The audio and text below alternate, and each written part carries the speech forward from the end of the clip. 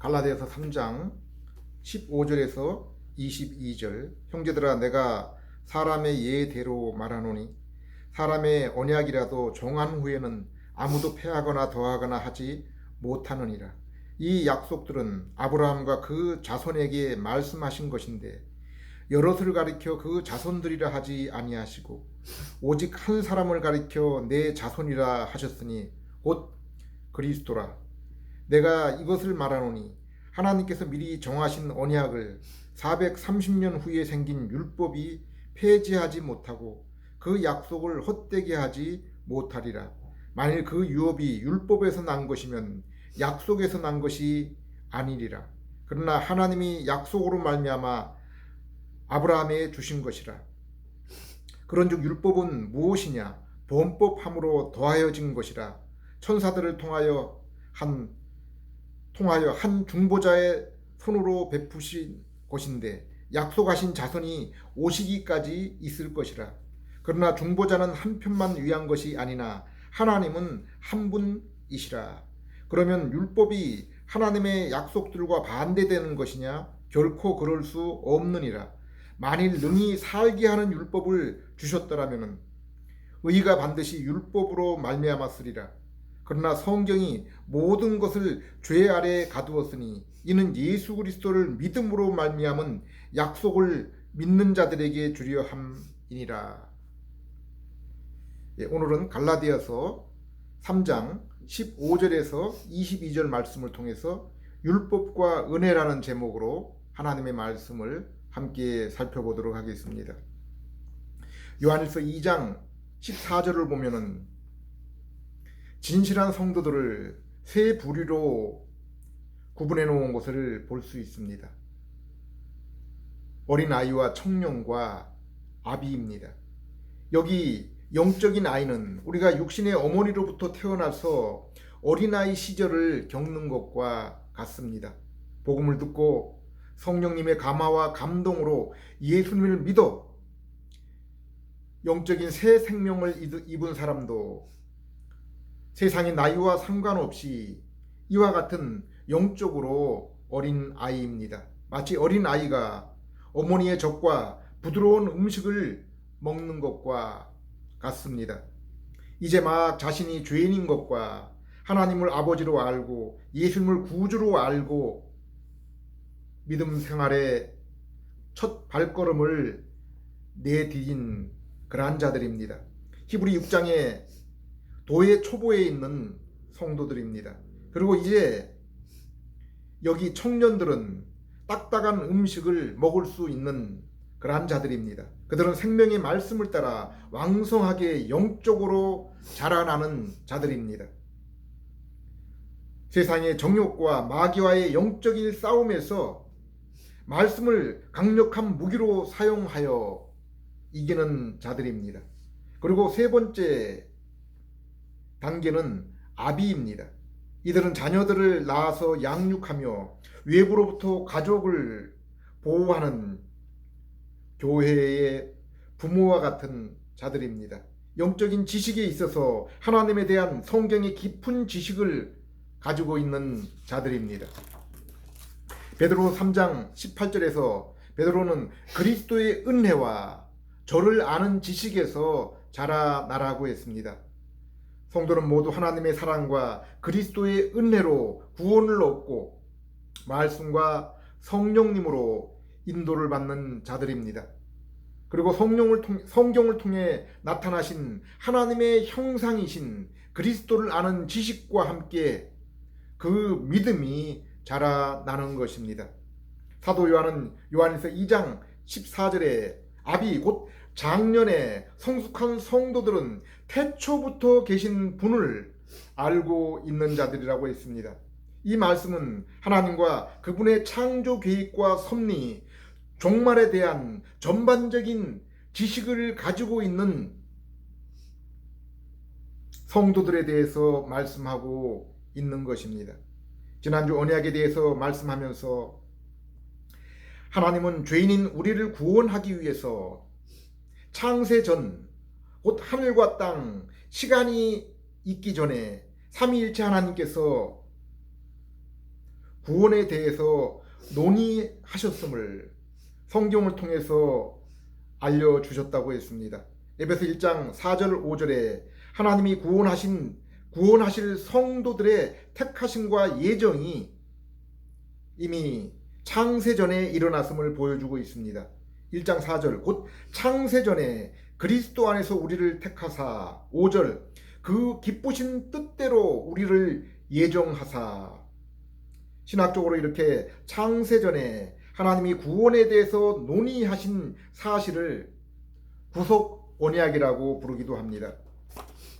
하나님의 세상 창조와 구원 역사는 이 하나님의 뜻과 창세전에 이 하나님의 뜻과 계획을 따라 이루어지는 것입니다. 하나님은 6일 동안 천지 만물을 창조하시고 마지막 날에 자신의 형상을 따라 아담을 지으시고 하나님이 거하시는 에덴 동산에 살게 하십니다. 그리고 창세기 1장 28절에 생육하고 번성하여 땅에 충만하라 모든 생물을 다스리라 라고 아담에게 명령하십니다. 그리고 동산 가운데 생명나무와 선악과 나무를 세우셨는데 그 가운데 선악과의 나무의 열매는 먹지 말라고 하셨습니다. 이 금지 명령은 아담이 비록 하나님의 형상을 입은 자이지만 피조물이며 그리하여 하나님의 창조와 주권을 기억하고 인정하며 살아가라는 말씀입니다. 그렇게 해야 아담은 하나님과 교제하며 함께 살아갈 수가 있었던 것입니다. 그러므로 아담은 피조물 가운데 하나님과 교제하는 제사장이요 또 피조물을 다스리고 관리하는 왕이며 그 후손들에게 하나님의 이름을 가르쳐줘서 온 땅에 충만하게 해야 될 선지자였습니다. 그런데 아담이 선악과를 따먹음으로 하나님과의 관계를 잃어버리고 하나님의 성전 곧 예배와 교제의 장소인 에덴 동산을 쫓겨난 것입니다. 여기에 하나님이 선악과 가시를 먹으면 내가 정령 죽으리라 라는 말씀은 우리가 행위 언약이라고 부릅니다. 하나님은 아담에게 생명나무와 안식일의 제정을 통해서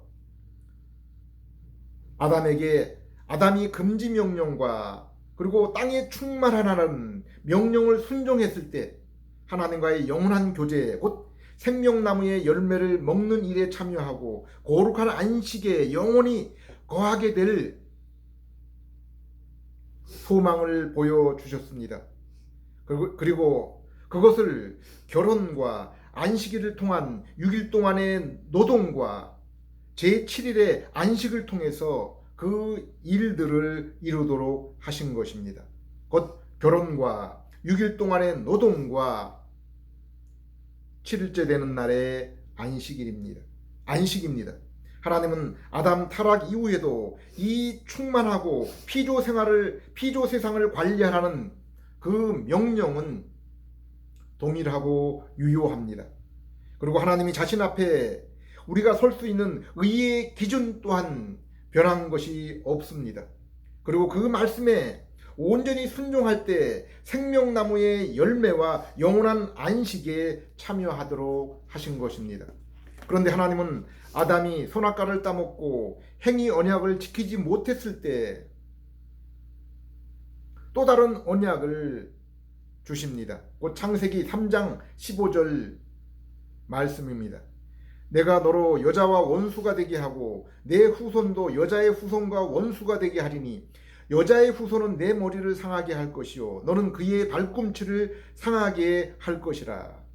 이 말씀은 하나님이 뱀에게 저주하기 위한 말씀이었지만 이 말씀에 죄인인 우리에게 구원의 계획이 담겨 있기 때문에 우리는 흔히 원복음, 최초의 복음이라 부르며 이것은 하나님의 은혜에 대한 약속이기 때문에 은혜 언약이라고 부릅니다. 요한계시록을 보면은 이 세상에 여자와 음녀 두 여인이 나옵니다.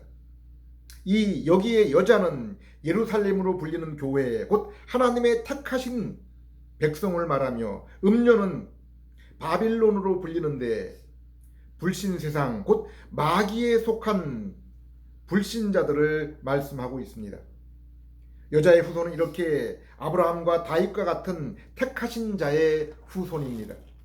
예수님은 또한 성령님에 의해서 잉태되었기 때문에 여인, 곧 마리아의 아들 후손인 것입니다.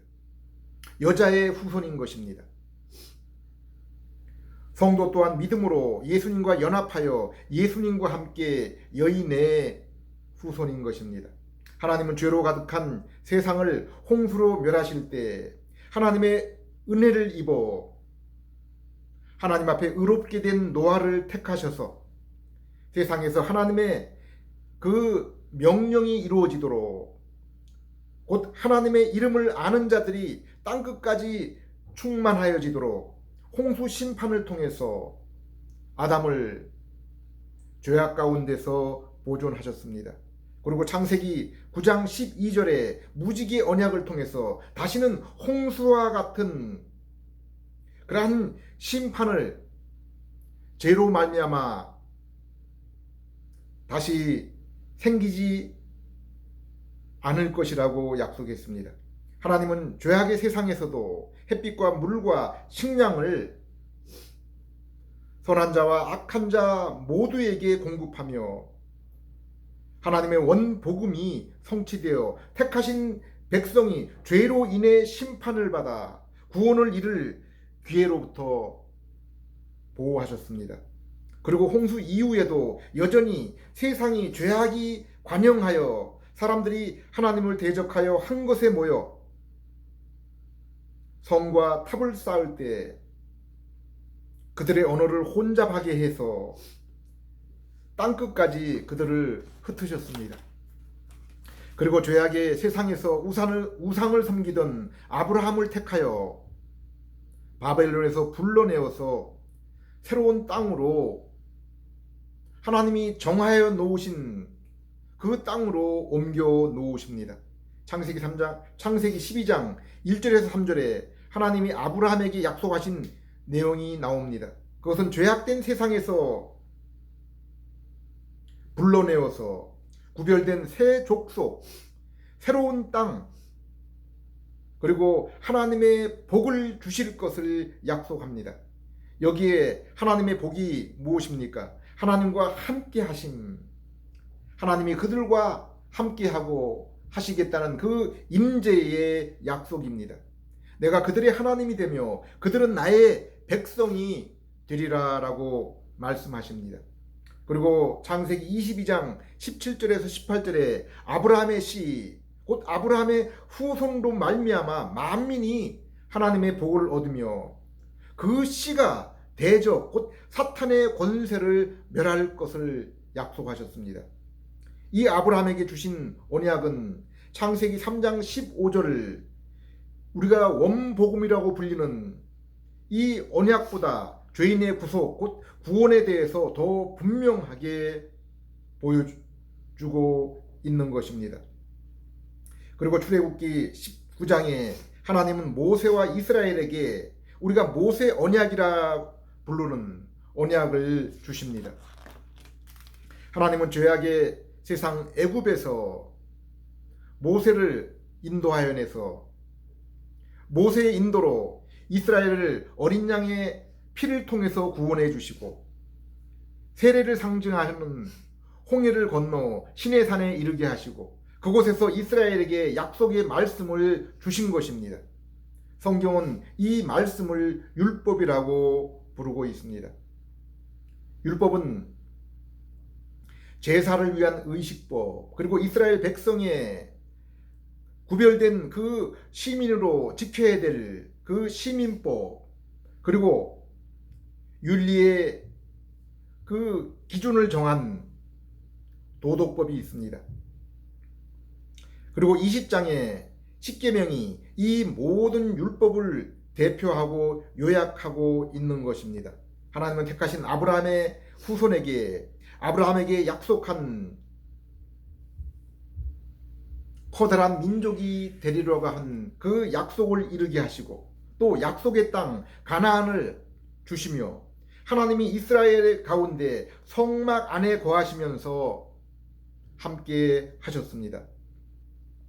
그러나 우리가 율법이라고 부르는 모세 언약에는 노아와 아브라함과 다윗에게 한 하나님의 일방적인 그 은혜의 약속과 다르게 너희가 내 말 곧 이 율법을 순종하면은 복을 얻을 것이요 불순종하면은 너희가 약속의 땅에서 쫓겨나며 다른 민족에게 종노릇할 것이라는 저주가 함께 들어 있습니다.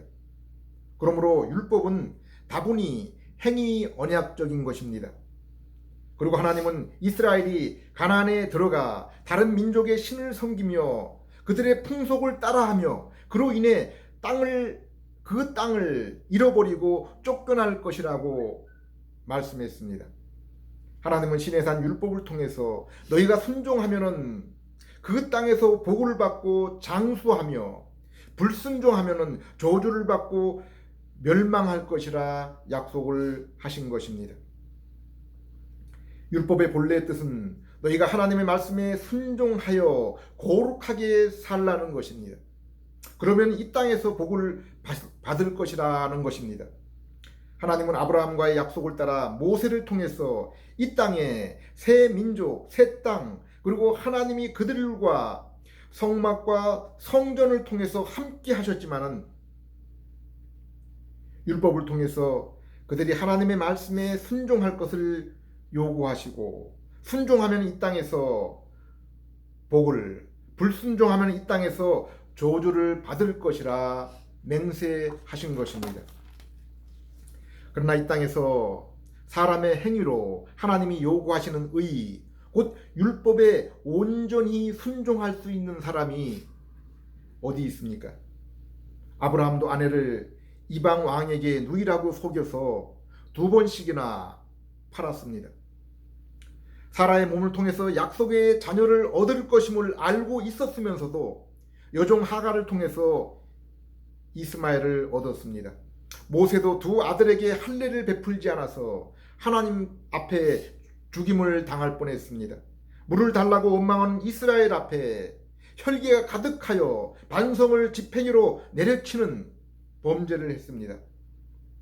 하나님의 내 마음에 합한 자라 불리웠던 다윗도 간음과 살인을 범한 불의한 죄인일 뿐입니다.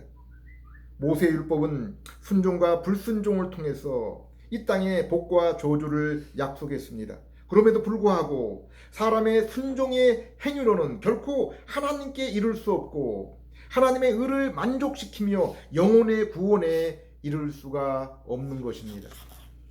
그래서 로마 3장 19절 20절에서 율법이 말하는 것은 온 세상이 하나님의 심판 아래 있다는 것과 율법의 순종을 통해서 결코 하나님 앞에 이룰 수 없으며 율법은 단지 우리가 죄인인 것을 깨닫게 하는 것이라고 했습니다. 그리고 이스라엘 율법을 통해서 그들이 구원을 위해서 하나님의 은혜가 필요하다는 것과 율법과 선지자는 사람의 순종의 행위뿐 아니라 그것이 최종적으로 증거하는 것은 하나님의 은혜 곧 예수 그리스도라는 것입니다. 그래서 갈라디아서는 율법은 그리스도에게로 우리를 인도하는 초등교사라고 말씀하고 있는 것입니다. 이어서 다윗 언약이라고 부르는 사무엘하 7장 12절에서 17절 말씀은 그 나라와 왕위가 영원할 것이라고 했습니다. 하나님은 아브라함과 새 땅, 새 민족, 하나님의 복인 임재에 대해서 모세와 다윗을 통해서 우리 하나님께서 더욱 분명하고 구체적으로 보여주신 것입니다. 다윗을 통해서 예수 그리스도의 왕되심과 그분의 영원한 나라에 대해서 더욱 분명하게 말씀하셨습니다. 창세기 3장 15절에 그 아담의 그 언약을 보다 구체적으로 보여주고 계시는 것입니다. 그리고 마침내 에레미야서 31장 31절에서 34절에 우리가 새 언약이라고 부르는 이 언약을 통해서 아브라함에게 하신 하나님의 언약이 온전하게 이루어짐을 볼 수 있습니다. 보라, 날이 이르리니 내가 이스라엘 집과 유다 집에서 새 언약을 맺으리라. 이 언약은 내가 그들의 조상들의 손을 잡고 애굽 땅에서 인도하여 내던 날에 맺은 것과 같이 아니할 것은 내가 그들의 남편이 되었어도 그들이 내 언약을 깨뜨렸음이라. 그러나 그날 후에 내가 이스라엘 집과 맺을 언약은 이러하니 곧 내가 나의 법을 그들 속에 두며 그들의 마음에 기록하여 나는 그들의 하나님이 되고 그들은 내 백성이 될 것이라. 그들이 다시는 각기 이웃과 형제를 가르쳐 이르기를 너는 여호와를 알라 하지 아니하리니 이는 작은 자로부터 큰 자까지 다 나를 알기 때문이라. 내가 그들의 악행을 사하고 다시는 그 죄를 기억하지 아니하리라. 이스라엘은 그들이 율법을 순종하였어도 가나안 땅을 차지하고 성전을 통해서 하나님의 영광의 임재를 볼지라도 하나님과의 참된 아버지와 자녀와의 그 관계를 이루며 영생을 얻을 수가 없었습니다. 그들의 그 율법의 순종의 행위와 불순종의 행위는 그 결과에 따라서 이 땅에서 복을 누리며 살기도 하고 이 땅에서 저주를 받으며 살기도 하는 이 땅에 관한 그러한 약속인 것입니다. 그들은 범죄한 죄인이며 그들에게는 아담의 원죄와 함께 그들에게는 죄를 향하고 사랑하는 죄의 성품이 여전히 그들 가운데 있기 때문입니다. 율법과 십계명의 경고와 약속은 이러한 죄성을 두려움으로 인해서 잠시 억제하는 기능이 있을 뿐입니다. 그러므로 아브라함, 모세, 다윗도 그들의 율법의 순종과 행위로는 결코 하나님께 이룰 수가 없었던 것입니다. 에레미야 31장의 새 언약의 말씀처럼 하나님이 그들의 악행을 사하고 죄를 기억하지 않으며 그들의 마음속에 죄악을 미워하고 하나님과 말씀을 사랑하고 기뻐하는 새 마음을 주실 때에 하나님의 의에 이르며 거룩한 새 성품을 통해서 하나님과의 참된 교제와 참된 하나님의 그 심령의 임재하심 곧 함께하심을 누리며 그로 인해 아담에게 약속한 생명나무와 안식에 참여할 수가 있는 것입니다. 히브리서 11장을 보면은 아브라함과 모세 그리고 믿음의 모든 조상들이 바로 그리스도와 하늘의 소망을 가진 것입니다.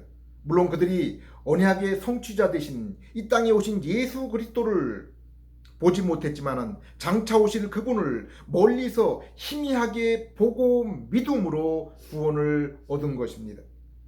누가복음 22장 19절 20절에서 예수님은 에레미야가 언급한 새 언약에 대해서 이렇게 말씀하고 있습니다.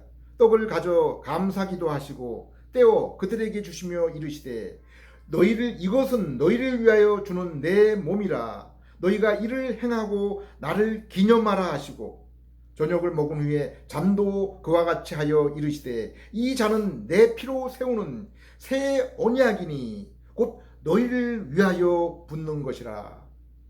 예수님은 우리를 위해서 자신의 몸을 십자가에서 찢기시고 피를 흘리시는 그 일들을 통해서 새 언약이 이루어졌음을 말씀하고 예수님의 살과 피를 너희가 영원히 기억하라라고 말씀하고 있습니다. 우리는 하나님이 아담에게 하신 선악과를 따먹지 말라는 행위 언약을 사단의 시험과 아담의 불신으로 인해서 깨트려서 거역해서 모든 인생이 그로 인해 하나님을 떠나게 되고 생명나무 열매와 영원한 안식에 참여할 기회를 잃어버렸습니다. 그러나 둘째 아담으로 오신 예수님이 사단의 시험을 이기시고 아담에게 요구한 행위 언약, 곧 율법이 요구하는 모든 행위를 이루셔서 의의 길을 마련하시고 십자가에서 우리가 지은 죄를 한 몸에 지으시고 죽으시고 부활하심으로 우리가 죄로 인해 잃었고 아담에게 요구한 행위 언약까지 자신이 율법 아래 태어나셔서 율법을 온전히 이루심으로 우리의 것으로 만드신 것입니다. 그러므로 우리가 이 복음을 들을 때 성령님이 역사하셔서 회개하고 예수 그리스도를 믿을 때 새 언약, 곧 모든 죄를 용서받으며 새 마음을 얻어서 하나님을 알고 기뻐하며 그분의 영원한 나라의 백성이 되는 것입니다. 오늘날도 하나님이 우리에게 요구하시는 순종, 곧 아담에게 요구하신 행위 언약이 없어진 것이 아닙니다. 하나님이 아브라함과 그 자손에게 주신 언약은 우리가 하나님 앞에 완전하고 거룩하게 서기 위함입니다. 에베소 1장, 로마서 8장에도 하나님이 우리를 부르신 이유는 아들의 형상, 그 모습을 본받아서 하나님 앞에 흠없고 거룩한 삶을 살기 위해서라고 했습니다. 그리고 아들 예수 그리스도께서 율법의 순종과 십자가를 통해서 하나님이 요구하신 것을 온전히 이루셔서 우리가 그 아들과 아들의 하신 일을 믿어서 아들 안에 믿음으로 하나가 되어서 이제 우리는 죄사함과 의에 참여하게 된 것입니다. 우리가 하나님의 자녀가 되었고 의롭다함을 받고 성령님이 내주하시고 새 성품을 받았지만 우리는 여전히 죄악된 이 바벨론 세상의 음녀 곧 뱀의 후손들과 함께 살아가고 있습니다. 또한 우리의 육신을 사망에 이르게 할 육신의 옛 성품이 여전히 우리 안에 공존하고 있습니다. 이 땅의 성도는 분명히 죄의 정죄, 죄의 책임으로부터 자유롭습니다. 그리고 새 성품과 성령님의 내주로 더 이상 죄의 지배 가운데 살지 않습니다. 그리고 장차 거할 천국에는 이제 죄의 존재 자체조차 그림자조차 없을 것입니다. 그러나 이 땅에서는 우리가 죄의 영향 속에 살아가고 있습니다. 구원을 얻은 성도에게도 하나님의 행위 언약적인 요구가 있습니다. 우리가 그리스도를 바라보고 말씀에 순종할 때 성도는 성령의 충만한 복된 삶, 곧 기쁨과 평강과 담대한 삶을 이 땅에서 살아갈 수가 있는 것입니다. 그러나 우리가 잠시 그리스도에게서 눈을 떼어서 세상을 바라보게 될 때 우리는 그로 인해서 절망과 두려움에 사로잡히게 되며 성령님을 실망시키게 되는 것입니다. 그래서 에베소서에 주 안에서 너희 부모를 공경할 때 너희가 이 땅에서 잘되고 장수하리라 약속했습니다. 또한 고린도전서에 우리가 예수님의 피와 살에 거룩하게 참여하지 못할 때 비록 성도일지라도 이 땅에서 연약하며 질병에 걸리며 심지어 육체의 죽음에까지 이를 것이라고 했습니다. 오늘 갈라디아서 본문의 율법은 우리에게 하나님께서 나아갈 수 있는 말씀의 순종과 거룩을 요구하고 있습니다. 그러나 죄인된 우리는 아담에게 요구한 그 일을 결코 이룰 수 없습니다. 심지어 죄 없는 아담이 에덴 동산에서도 그 행위 언약을 결코 지키지 못했습니다.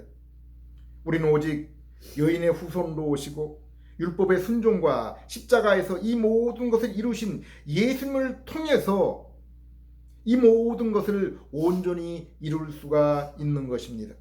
또한 믿음으로 은혜를 얻은 우리는 날마다 기뻐하며 주님이 요구하시는 거룩, 온전한 율법을 이루는 삶을, 순종하는 삶을 날마다 이루어 가는 것입니다. 기도드리겠습니다. 하나님 아버지, 오늘도 말씀을 통해서 하나님의 뜻과 죄인된 우리에게 구원의 길을 보여주심을 감사드립니다. 우리의 죄를 사하시고 율법의 순종으로 의를 이루신 예수를 믿어서 하나님 앞에 의로움과 거룩함을 받아 더욱 율법, 주님의 거룩한 뜻에 순종함으로 이 땅에서도 생명나무 열매와 안식을 미리 맛보며 더욱 주님의 날을 소망하는 그러한 저희들 될 수 있게 해 주시옵소서. 예수님 이름으로 기도드립니다.